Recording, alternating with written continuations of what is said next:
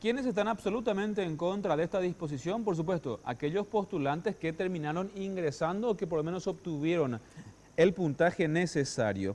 Se manifestaron a propósito, exigiendo que no se vuelva a rendir el examen de admisión. Dicen que es injusto que por 13 personas que cometieron fraude, todos deban pagar la pena.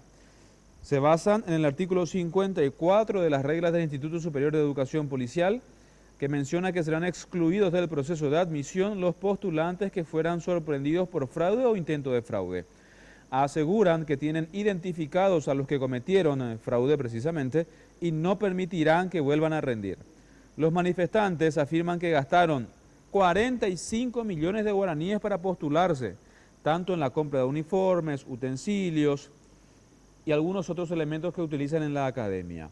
Uno de ellos comentó que su familia vendió sus vacas para costear sus estudios. Los postulantes seguirán sus manifestaciones hasta que el comandante atienda sus reclamos. Caso contrario, dicen, acudirán a la justicia.